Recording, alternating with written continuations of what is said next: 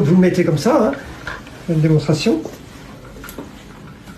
Voilà, alors j'ai l'impression d'aller à la plage, mais en fait je ne vais pas aller à la plage. Face à la pénurie générale de matériel, de masques, etc., on en a parlé, là il y a un vrai sujet, c'est un peu le système D. Et on essaye de se protéger comme on peut. Alors par exemple, je vais vous montrer 2 exemples. Ça, c'est un masque, vous voyez, qu'on pose comme ça, là, voilà, qui me permet d'être protégé complètement.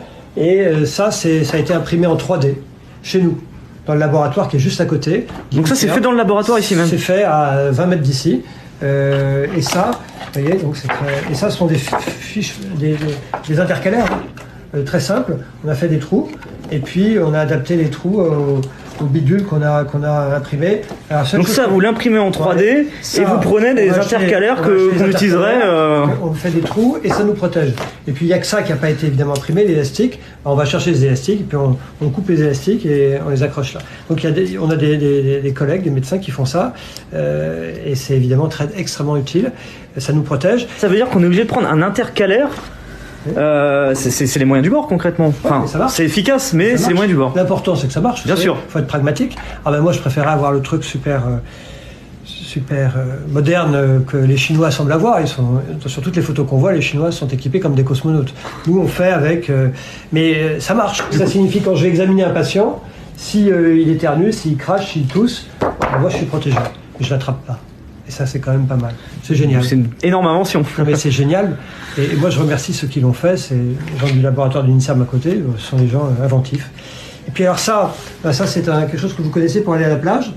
Oui. C'est Decathlon. Decathlon. Donc, moi, je remercie Decathlon qui nous a fait... Regardez au fond de mon bureau, là, il y a plusieurs caisses. Donc, ils nous ont envoyé plein de trucs. Donc, ils vous ont fait un don? Un don. Ils nous ont fait un don avec des lunettes. Alors, les lunettes, c'est très important.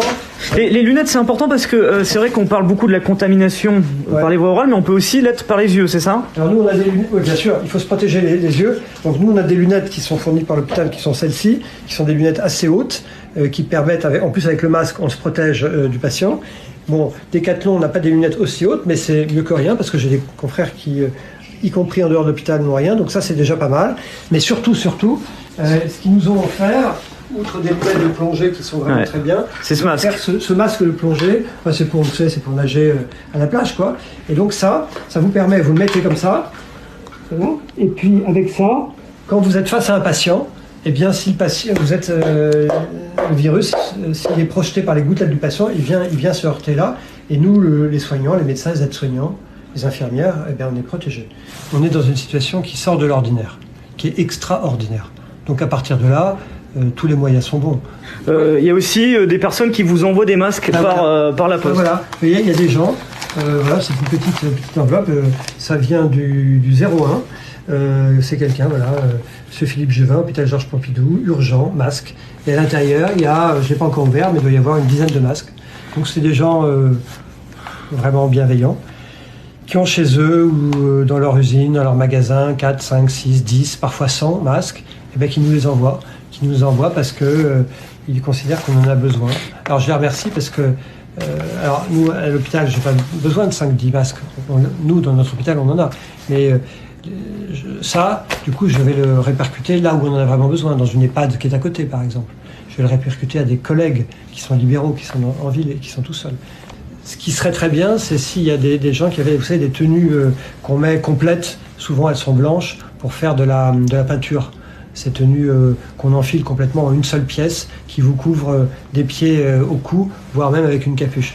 Ça serait très utile parce qu'il y a des zones où on évite de toucher les murs parce qu'il y a du virus partout et on veut éviter de se contaminer nous-mêmes. Donc il faut qu'on se couvre. Et là, on n'est pas très riche. On n'est même pas riche du tout dans ce type de blouse. Donc s'il y a des gens qui nous entendent et qui en ont, moi je suis preneur. Il suffit de les adresser à mon nom. Aux urgences, à l'hôpital Georges Pompidou à Paris. On peut peut-être montrer l'adresse qui est sur le... Comme ça, les gens peuvent éventuellement l'écrire. Donc si jamais vous avez des choses à envoyer, vous pouvez le faire.